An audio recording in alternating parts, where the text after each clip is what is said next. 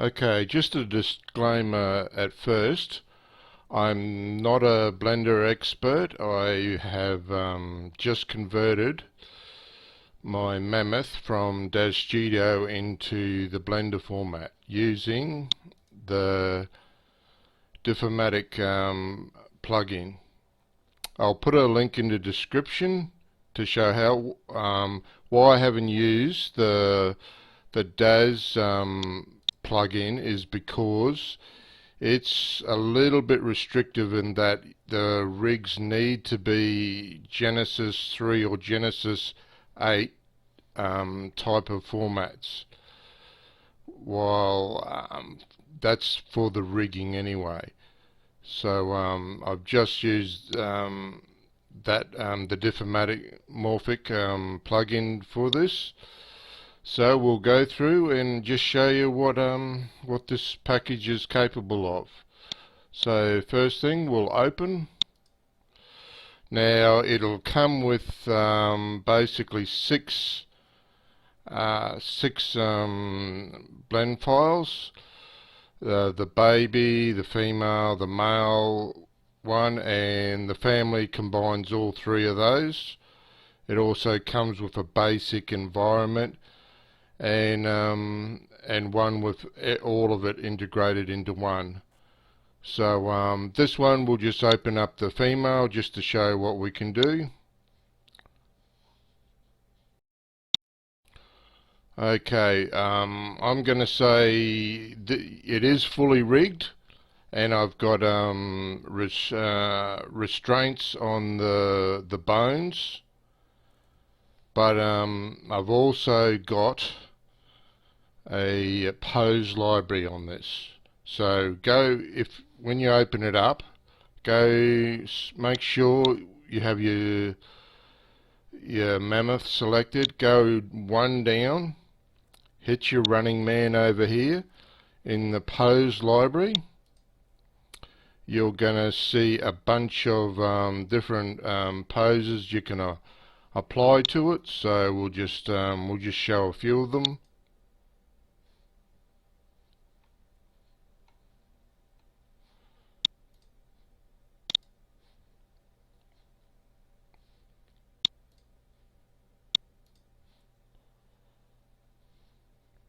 Now this will be the same for all the mammoths.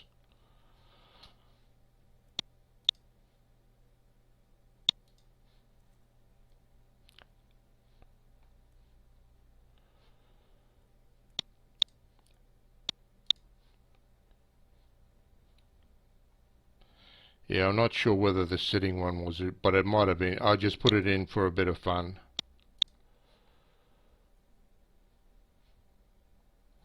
Now I do have a walk cycle sequence that you could animate, like okay, before we go into animating, we need to make sure that the mammoth, the one underneath the collection hierarchy, is selected, and we go into pose mode. Okay, and then we'll just select all the bones. Click on your first walk cycle. Click that, and as you can see, make sure you also have your record button on. If you don't, then it could be it won't work. We'll just drag it to 10. Grab your next one in the walk cycle, load it.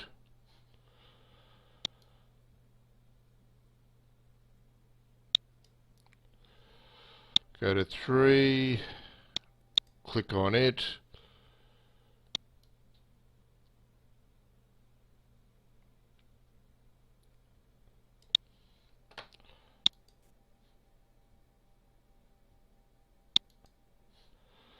And you get the idea. So once you've gone through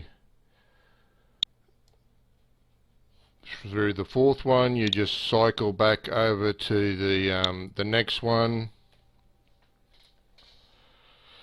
and that will basically just run the walk cycle through like this. It's not a great cycle, but it's something. A lot of rigging packages don't have this type of stuff included. So that just gives you an idea how you would animate the mammoth walking.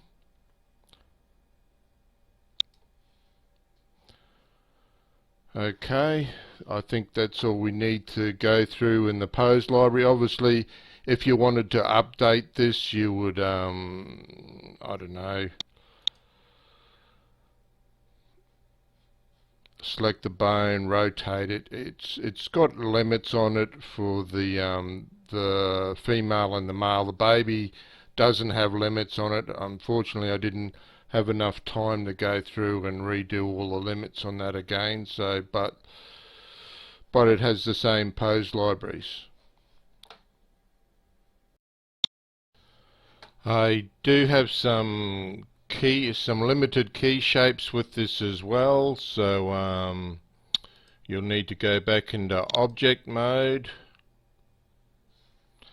Instead of clicking up here, you need to go down to the actual geometry node, which will be down here. It'll be the one with the upside down triangle.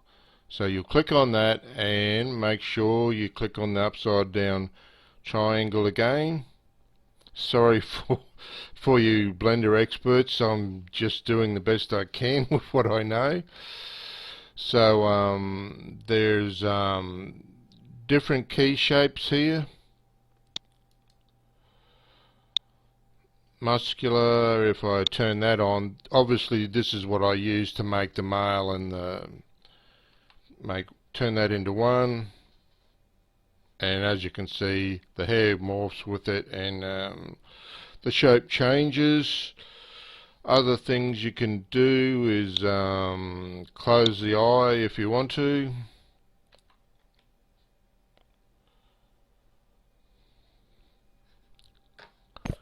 I do have quite a few tusk ones. The one thing I will say about the tusk ones is don't combine them. Just stick to one tusk morph at a time, or it can get a bit messy.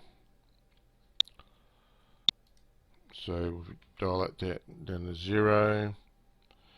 Obviously that makes it quite a fair bit bigger.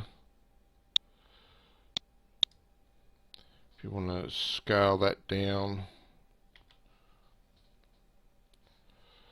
So that just gives you just a rough idea on the key shapes and how to apply them. And once you've done that, you can go back and animate it to whatever. You can go back to your bones mode, which would be here. And you could do your animations or whatever after that.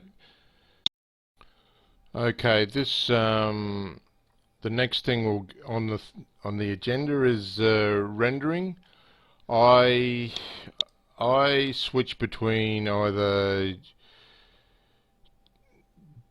CPU or GPU because I've got a pretty powerful system.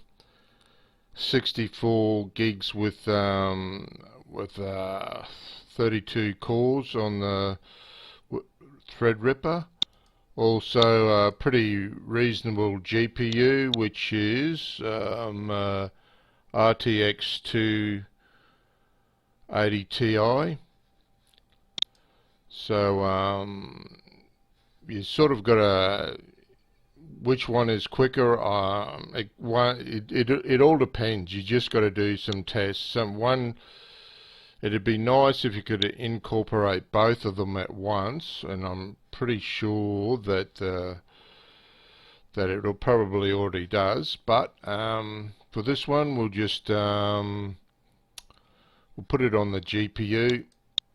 Click on that. And as you can see, it's got blender hair on it.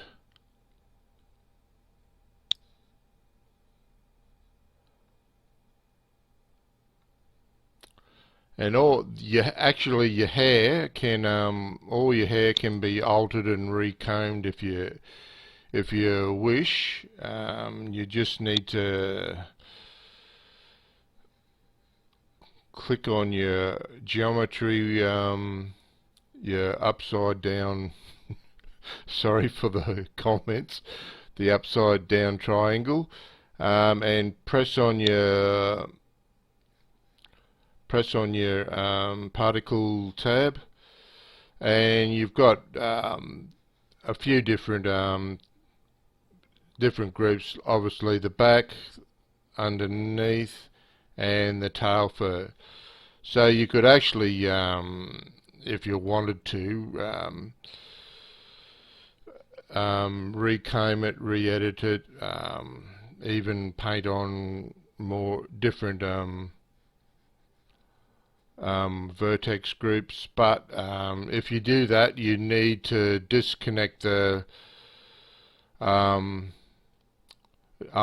delete the edits, and then you can comb it again to your own liking and that. But that's up to you whether you're happy with the fur I've got on there or not. So, but that's just shows you've got a different option. The next thing, the free environment that comes with it, we'll discuss that next. So what we'll do is open up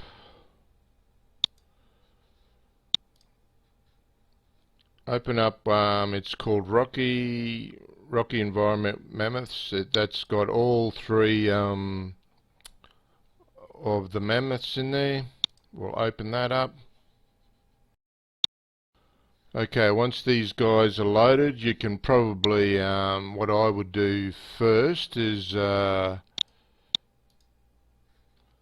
just go to the pose library and maybe give this guy a walk. The femur, will say grazing.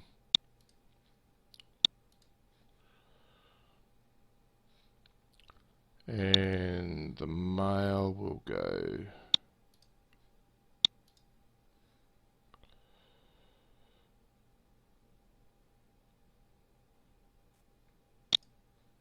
say charge.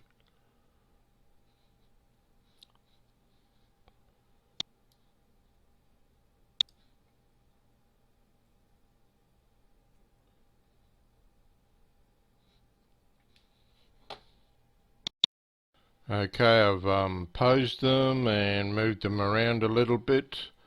We'll just hit F12 to render.